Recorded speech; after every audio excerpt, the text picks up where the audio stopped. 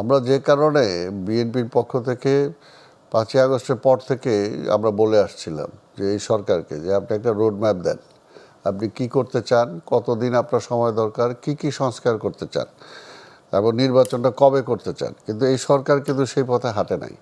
তখন আমাদেরকে ব্লেম করা হলো যে আমরা নাকি শুধু নির্বাচনই চাচ্ছি, আমরা খালি ক্ষমতায় যাওয়ার জন্যই পাগল হয়ে গেছি।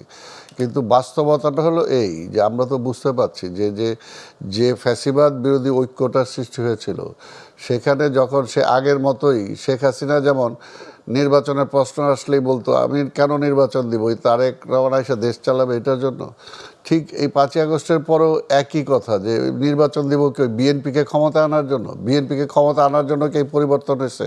অর্থাৎ বিএনপির মনে হয় যে একটা অপরাধ করে ফেললো, অর্থাৎ একটা বিভক্তি টানা টোটাল আন্দোলনের মধ্যে। এটা তো আপনার যে সবাই স্বীকার করতেছে একটা বৃহৎ শক্তি হলো বিএনপি, অথচ সেই বৃহৎ শক্তি বিএনপিটাকে আইসোলেটেড করতে চাচ্ছে এটা থেকে, এবং এর মধ্যে দিয়ে কিন্তু বিভক্তিটার সৃষ্টি হলো। কিন্তু বিভক্তি কই? আমরা তো দেখলাম ঐক্যমত্য কমিশন ধারাবাহিকভাবে আপনাদের সবগুলো রাজনৈতিক দলকে নিয়ে বসলেন। না না শোন, এইটা তো হলো যে তারা বসছে সেটা ঠিক আছে, কিন্তু একবারও কি যেটা আমরা বলছি যে আমরা রাজনীতিবিদদের মধ্যে রাজনৈতিক দলগুলো, বিএনপি যে ৩১ দফা দিছে, ৩১ দফাটা কি কখনো সরকার পড়ে দেখছে? ৩১ দফাটাকে সত্যিকার থেকে চেষ্টা করছে যে দেখি, প্রস্তাব আকারে দিয়েছি, আমরা প্রস্তাব আকারে দিছি, তারা কি এটা কখনো বলছে যে আমরা এরকম একটা পাইছি, এটার মধ্যে যথার্থতা আছে? সবগুলোর আলোকেই তো একটা সিটিজেন চার্টার করা হয়। এর জন্য বিষয়টা হলো যে পরিষ্কার কথাটা হলো যে আমি ইন্টেনশনটা, আমি কি চাচ্ছি, আমি কি চাই।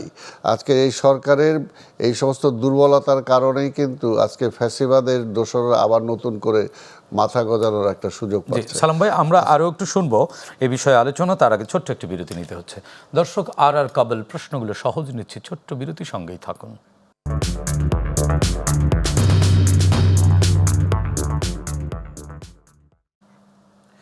দর্শক, বিরতির পর আবারও স্বাগত জানাচ্ছে আর কাবল প্রশ্নগুলো সহজ। আমাদের সঙ্গে আলোচনায় আছেন বিএনপি নেতা বীর মুক্তিযোদ্ধা আব্দুল সালাম এবং আছেন চাকসুর সাবেক ভিপি মুক্তিযোদ্ধা শামসুজ্জামান হীরা। আমরা বিরতির আগে আলোচনা শুনছিলাম সালাম ভাই আপনার কাছ থেকে। আপনি বলছেন যে বিভক্তির কারণে ফ্যাসিবাদ সুযোগ পেয়েছে বা ফ্যাসিবাদীরা আমাদের পরিবেশটিকে নষ্ট করবার চেষ্টা করছে, ষড়যন্ত্র করছে। ষড়যন্ত্র থাকবে, কিন্তু এই ষড়যন্ত্রের জাল ভেদ করে আমাদের কাঙ্ক্ষিত লক্ষ্যেও পৌঁছতে হবে। লক্ষ্যে পৌঁছানো কি ধীরে ধীরে প্রকট সংকটের দিকে যাচ্ছে কিনা? না, সংকট তো একটা সংকটের মধ্যে ফেলে দিছে, কিন্তু তারপর এই সংকটটাকে আরও তারা গভীর করতে চাচ্ছে, যেটা আমরা চাচ্ছি না কোনো অবস্থাতে। যেটা আমরা বারবার বলে আসছি যে এই সরকারের অনেক ব্যর্থতা আছে, তারপর আমরা চাই না যে এই সরকার চূড়ান্তভাবে ব্যর্থ হোক। এই সরকারকেই সফল হতে হবে, এই সরকারকেই সফল হতে হবে। সফল হওয়া ছাড়া কোনো বাংলাদেশ হেরে যাবে, গণতন্ত্র নাই, তাই না? যদি সফল না হয় হোয়াট ইজ নেক্সট? এরপরে তো আরও খারাপ। এই কারণেই বলবো যে আজকে যদি আমাদের কথাগুলো শুনতো এবং 6 মাসের মধ্যে 9 মাসের মধ্যে যদি আজকে এই জাতির একটা নির্বাচন পাইতো, তাহলে আজকে যে যত কথাই বলুক না কেন এই সংকটগুলো এত ঘনীভূত হতো। কিন্তু সালাম ভাই, অনেকে বলছেন যে নির্বাচনই একমাত্র সমাধান ছিল না। আসলে না না, একমাত্র সমাধান না, কিন্তু নির্বাচনই সমাধান। আপনি দেখেন, যদি শেখ হাসিনা নির্বাচনের পথটা বন্ধ না করতো, নির্বাচনের মাধ্যমে সরকারে যাওয়া, নির্বাচনের মাধ্যমে সরকার থেকে নেমে আসা, এই পথটা যদি সে বন্ধ না করতো, তাহলে কিন্তু সে পালাইতে হতো না। এটা কিন্তু পরিষ্কার। কাজে এইখানেও যেটা আপনার সব কিছুর পরেই কিন্তু আপনার আমরা তো পাশাপাশি যেটা বলছি, আপনি সংস্কার করেন, কতটুকু সংস্কার করতে চান করেন, সেটা করেন। আবার সেই সংস্কারের জন্য তো আমরাই আগে দিছি 31 দফার মধ্যে দিয়ে। আজকে প্রশাসন থেকে শুরু করে সব জায়গায় সংস্কারের জন্য আমরা তো সেই কথাগুলো বলছি। এর মানে এই না যে নির্বাচন চাচ্ছি কিন্তু আমরা সংস্কার চাই না। নির্বাচন চাচ্ছি মানে আমরা একদলীয় শাসন চাই, সেটা না। নির্বাচন চাই মানে এটা সবচেয়ে বড়টা এখন যেটা দরকার, যে এই দেশে একটা গণতন্ত্র দরকার। গণতন্ত্রটা যদি আমি ফিরিয়ে না আনতে পারি, এখন পর্যন্ত গণতন্ত্র ফিরে আসে নাই। গণতন্ত্রটা ফিরে আসে, এখানে দেখেন এক একজন এক একটা রাজনীতি করতে পারে। ভাইরা কমিউনিস্ট পার্টি, ওনারা সমাজতন্ত্রে বিশ্বাস করে, কিন্তু এই মুহূর্তে ওই সমাজতন্ত্রটা মাথায় রেখে এই মুহূর্তে গণতন্ত্রটা আনতে, গণতন্ত্রের এই জন্য ওনারা সেটাই চাচ্ছে। ওনারাই সেটা সেম ওয়েতে আজকে অনেকে ইসলামিক সমাজ ব্যবস্থা চায়, কিন্তু এই মুহূর্তে কিন্তু সেটা মাথায় রেখে এখন গণতন্ত্রটা আগে আনতে হবে। গণতন্ত্রটা যদি আমি না আনতে পারি, তাহলে ওইটা আরও দূরে। আর গণতন্ত্র না থাকলে দেশের স্বাধীনতা যে কতটুকু হুমকির সম্মুখীন হয়, সেটা তো আমরা দেখেছি যে আজকে আধিপত্যবাদী শক্তি কিভাবে আমাদের উপর প্রভাব বিস্তারটা করে। তো সেই কারণে আধিপত্যবাদী শক্তি কাদের হয়ে এখানে অ্যাক্ট করছে। এটা তো পরিষ্কার, যখন আপনারা দেখছেন না, যখন দেখছেন যে আধিপত্যবাদী শক্তি পরিষ্কার তাদের কাছে যায় ধর্ণা দিছে আওয়ামী লীগের পররাষ্ট্রমন্ত্রী, যে আরেকবার এইবার আওয়ামী লীগকে ক্ষমতা আপনি বলছেন যে এখনো তৎপর, কিন্তু কাদের হয়ে এখন তৎপরতা চালাচ্ছে? তৎপরতা ওই পরাজিত ফ্যাসিবাদকে নিয়েই। এবং পরাজিত ফ্যাসিবাদের সাথে কাদের কাদের সম্পর্ক আছে সেটা তো আমরা দেখতেই পাচ্ছি। কাদের? যাদের সাথে আজকে ঘটনা প্রবাহ, এটা আমার মুখ দিয়ে তো বলা দরকার নাই। আজকে যারা নির্বাচনটাকে প্রশ্নবোধক করতে চায়, নির্বাচনটাকে পিছাইতে চায়, আবার একটা গণতন্ত্র ফিরে আসুক, মানুষের ম্যান্ডেটটা মানুষ দিতে পারুক, এটা যারা চায় না তারাই সেটা। তো এই জন্যই বলবো যে আজকের দেখেন একটা জিনিস যেটা আমি প্রথমেই বলছি, যে আওয়ামী লীগই সত্যিকার অর্থে মনে প্রাণে মুক্তিযুদ্ধের স্পিরিটটাকে ধারণ করতে পারে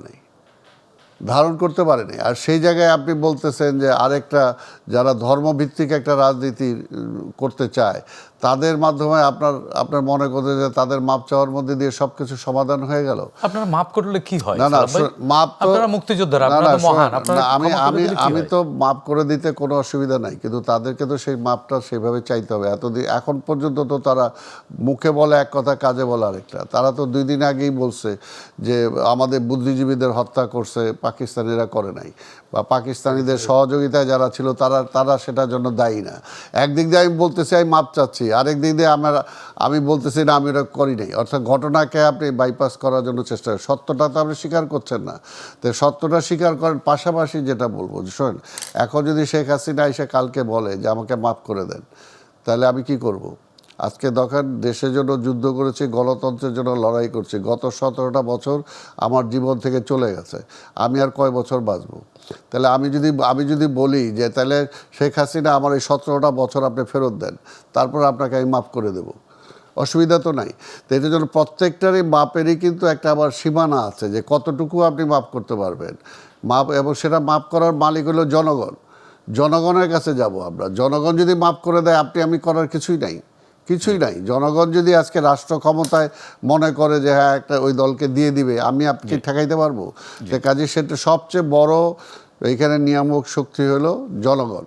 জনগণ যদি সেটা চায় তাহলে সেটা হবে, আর তা না হলে তো সেটা কোনোভাবেই আপনি যত কিছুই বলেন, কারণ জনগণ তো দেখে, যেটা বললাম না যে বাংলাদেশের জনগণ অনেক সচেতন, কখনো তারা ভুল করে নাই। ঐতিহাসিকভাবে 69-এ ভুল করে নাই, 70-এ ভুল করে নাই, 75-এ ভুল করে নাই। আপনি দেখেন যেটা বললাম, 90 এবং 2024 স্বাধীনতার পরে আওয়ামী লীগ এরকম একটা বিশাল দল, শেখ মুজিব একটা মহিরুহের মতো একটা রাজনীতিবিদ, তার বিরুদ্ধে দাঁড়াইতে কিন্তু 6 মাস লাগে নাই। যখন দেখছে যে আমি যে মুক্তিযুদ্ধ করলাম, আমার সেই স্বপ্ন তো ধূলিসাৎ হয়ে যাচ্ছে, আজকে আওয়ামী লীগ খায়া মোটা তাজা হচ্ছে আর আমি বিকলাঙ্গ হয়ে যাচ্ছি, তখন তো সে সেটাকে সহ্য করে নাই। দেখে যে বাংলাদেশের মানুষ সেটা কখনোই করে না। কাজে যারা যদি ওই ইতিহাস অনেকে বিকৃতি করতে চায়,